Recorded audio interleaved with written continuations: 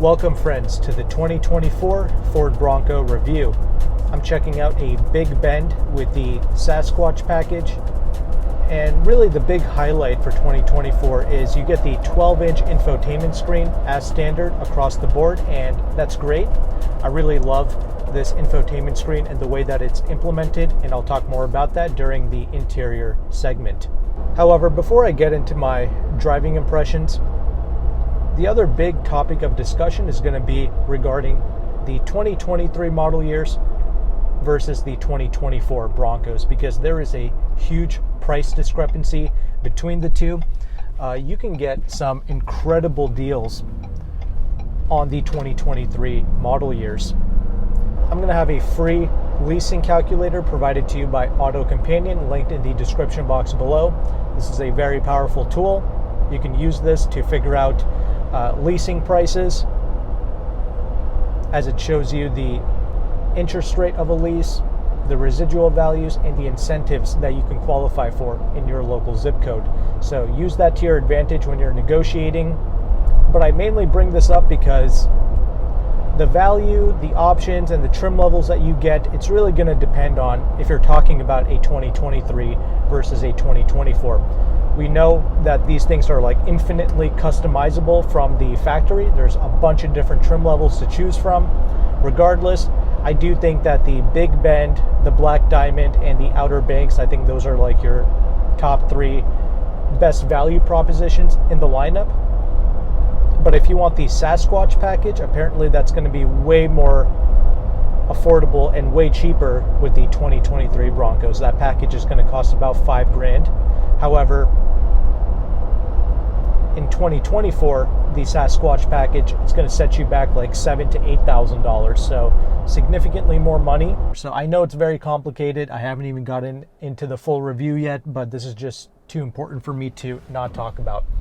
And literally no other reviewer is going to mention this.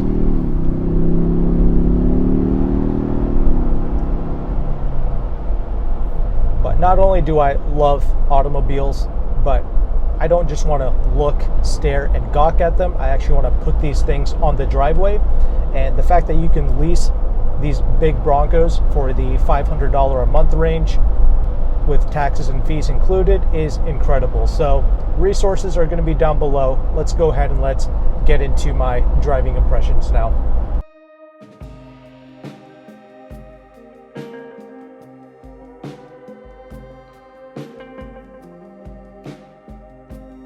Alright, this big Bronco I'm checking out, it comes with the 4-cylinder engine, which I already know everyone's going to mock and scoff.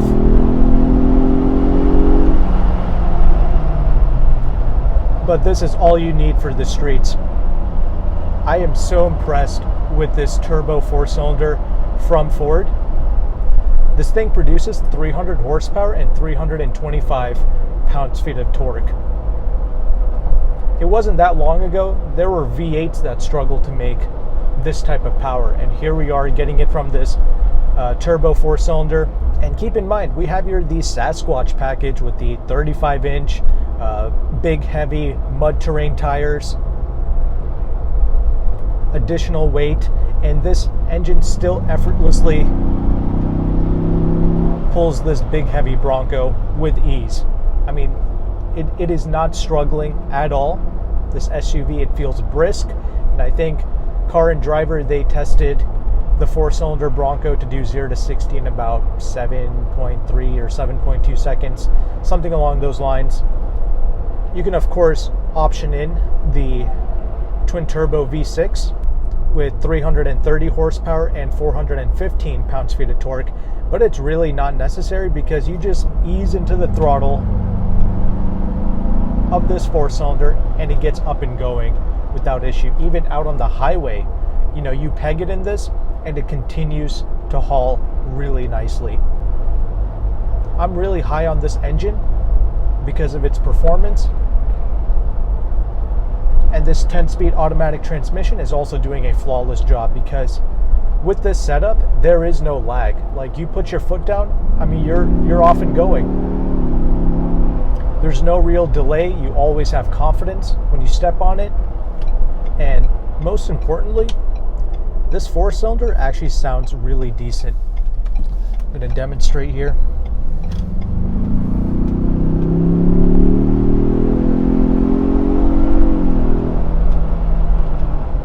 That is a very decent tone coming from this engine. It's a very immersive sound and tone. In fact, it doesn't even feel like it's a 4-cylinder. The deep, aggressive tone, it sounds like some type of a diesel power plant.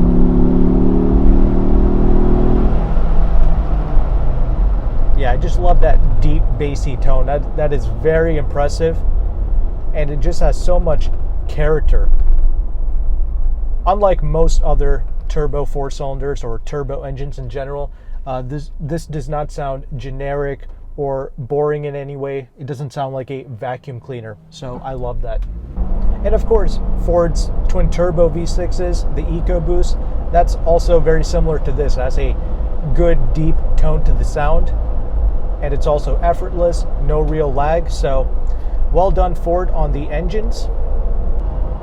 All right, let's go ahead and let's move on to some other aspects of driving the big Bronco, like handling. All right, I've been throwing this thing around on some back roads, and I'm really impressed with the way this Bronco responds out on the street. You have plenty of confidence behind the wheel, despite the Sasquatch package with the massive 315 wide, 35-inch tires, mud terrain tires, mind you. The Bronco's not doing anything weird out on the road. It's not tramlining. It's not following any imperfections out on the road. No, this is performing really decently. And even out on the highway, we have good stability. There is no on-center deadness with the steering. The steering weight is on point. All of these things are phenomenal. Ford really hit it out of the park with a lot of these new vehicles they came out with, like the new Broncos, the Mavericks, of course their new F-150s. Like, all these things are on point and really well done. The only thing regarding this driving experience is going to be the brakes. You really have to get on them to get the full stopping power, and that makes sense. It's primarily because we have here the Sasquatch package with the bigger, heavier wheel and tire setup. I've also driven a Outer Banks Bronco with the regular tires, and that vehicle handles a little bit better. It rides a bit softer, and the braking performance is also improved when you skip the Sasquatch package. But not to worry, this is still really good, and as I mentioned before, it's not doing anything weird. Regarding the ride quality, it's slightly on the stiffer side, but I actually appreciate that because that allows the Bronco to handle decently out on the road.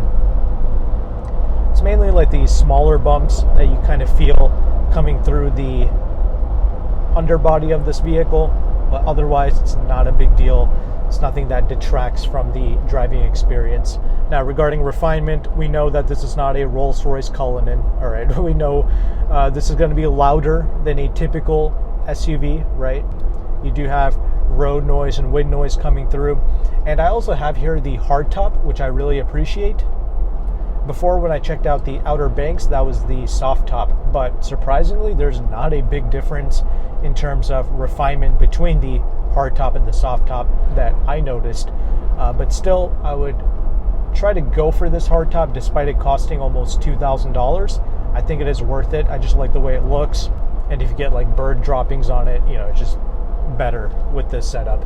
And keep in mind, this is a real off-roader that's meant to keep you connected with your environment. So you can actually take off these panels. You can remove the doors.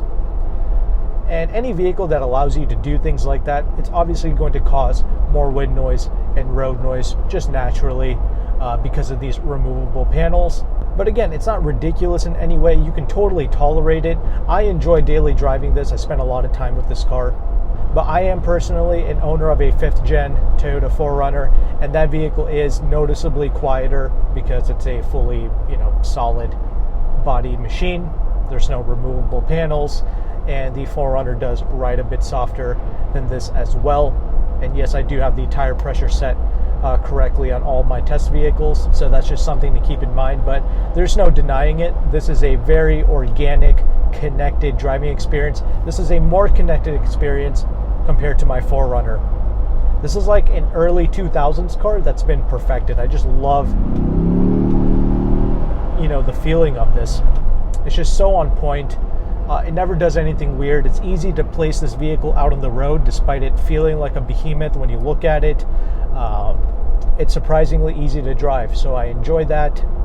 And if you're a true off-roader or you simply like the way the Sasquatch package looks, I would say go for it, because you know that this package, it's going to be something that you can roll into the MSRP, roll into your payment or your lease deal, and it's going to be fully covered under warranty. So you don't have to worry about doing additional modifications out of pocket and not having that covered under warranty. So Sasquatch is great, especially for the 2023 model years. If you want a more refined and slightly more comfortable driving experience, skip the Sasquatch, get regular tires, and you should be good to go.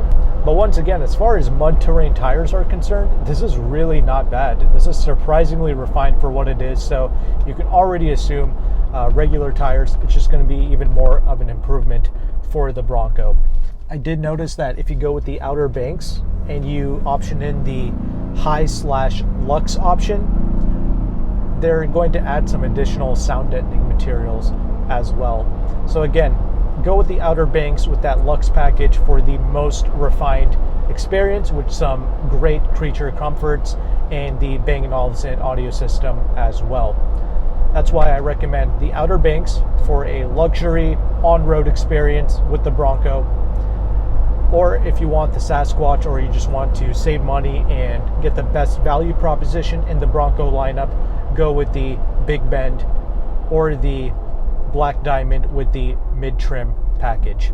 With that established, let's go ahead and let's transition into this interior segment now.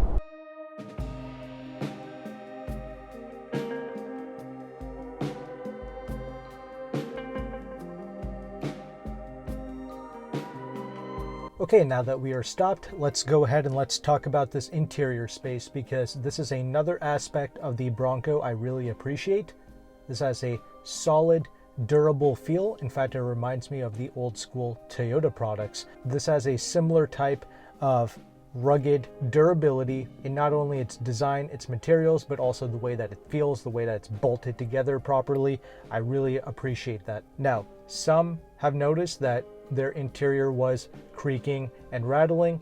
That's something that you're going to want to check out for yourself if you're test driving or if you are just at a dealership, right? So just watch out for that. But with both of the test models that I've received, they've all been great. Same thing with the smaller Fords like the Bronco Sports, the Mavericks.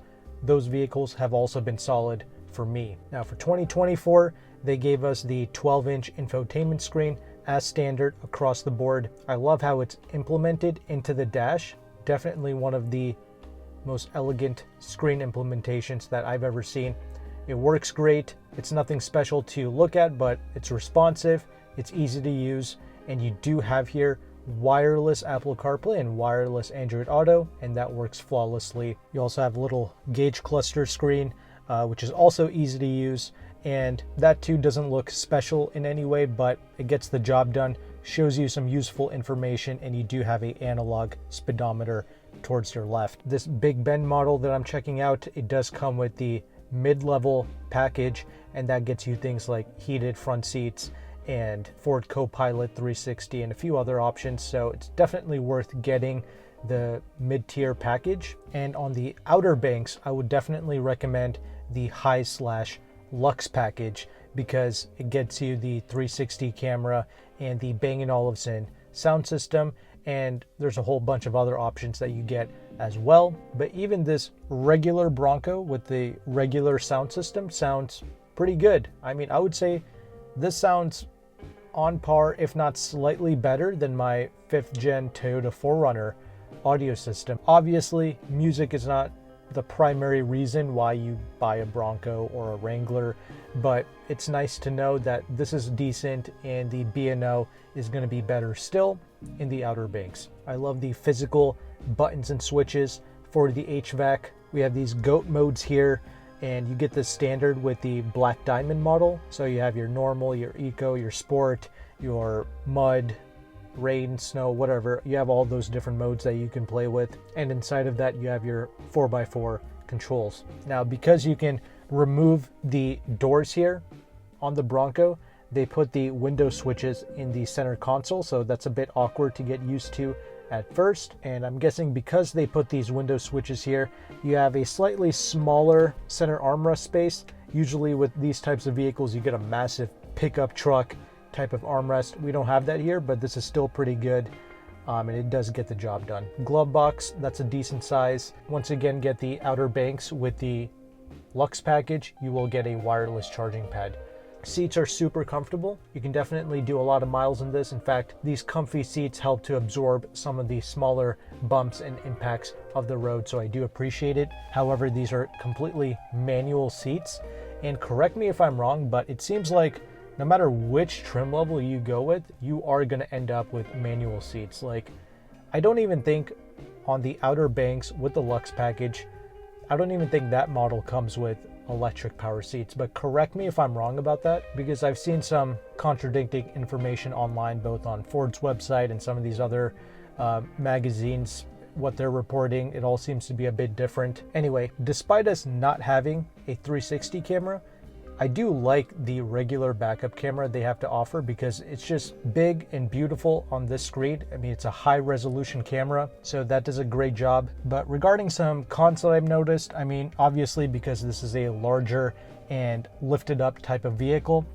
it's going to be a little bit more difficult to get in and out of. And if you have children, you should definitely invest in side steps to make their lives easier, because they're going to need that to get into this vehicle. The other thing I've noticed is this upper panel. So despite us having like the hard top with the sound insulated material, for whatever reason, I've noticed that this attracts a lot of heat, and it brings in that heat into the cabin space. So if you're parking this Bronco outside, just be wary of this. You're going to get a lot of heat coming through the roof area. And the final annoyance that I've experienced with the Bronco is if I step outside of this vehicle with the keys in my pocket to, check my mail in the mailbox, something like that, as soon as I step out of this vehicle and I close the door, this thing beeps its horn so loud, and it does it twice. I really hate that. A subtle beep or a chime would have sufficed. I have no idea why they have to blow the horn 2 times when I step out of the vehicle with the keys in my pocket. So that's a bit ridiculous and over the top. But that aside, let's move on to the rear seating space. I am 5'11". I have plenty of headroom in this SUV, and the legroom is also good with my seating position. Granted, I sit a little bit closer to the steering wheel than most people my size, but I would still say that the legroom is good. I'm able to slide my feet underneath these front seats, and that really helps. And the trunk is not bad. It opens up sideways, and you have that little glass flap that you can push up to give you full access to the trunk, and it's good. It's practical. You have some additional storage if you lift up the flap as well. And of course, you have the massive spare tire mounted on the back. And before we conclude, I'll just talk about, placing this vehicle out on the road. It's super easy. You can really see around this SUV. That's not a problem. Assuming you have all the mirrors and everything set in place, you should be able to position this SUV no problems. Seeing over the hood, that's fine. And even with the spare tire, I believe the overall length is under 200 inches long total, so you should be able to put this in a garage as well. All right, with that established, let's go ahead and let's conclude this video.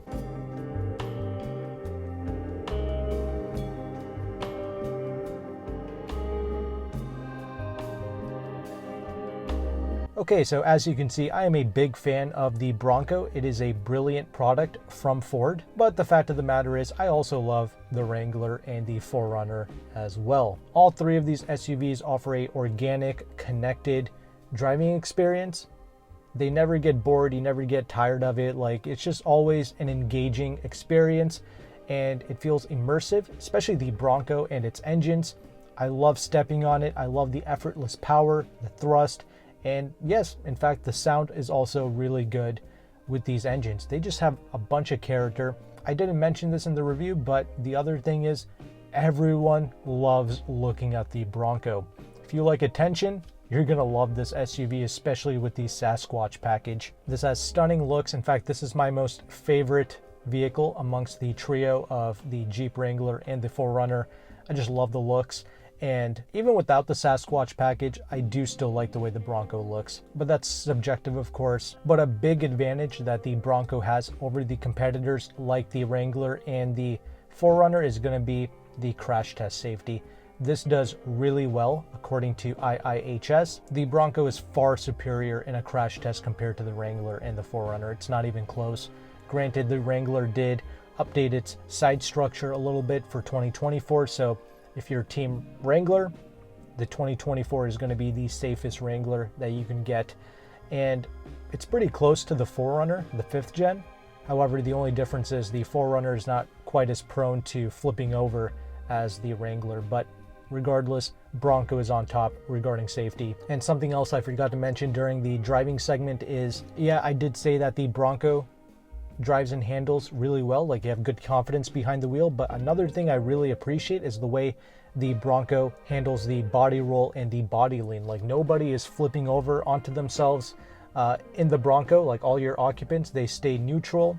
They're not toppling over each other, so that's really great. You would think by looking at these SUVs that they're all big sloppy messes, but the reality is the Bronco drives good out in the real world, taking everyday left-hand, right-hand turns. So well done there. And as mentioned at the beginning of this video, yeah, the 2023 is where the savings are going to be at. So while Ford is still offering lease support and they're offering these amazing deals, I would certainly take advantage of it.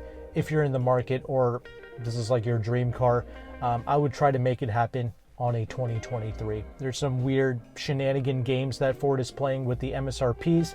They seem to have dropped it for those model years, but regardless, still try to negotiate a dealer discount on top, like $2,000, $3,000, $4,000 off.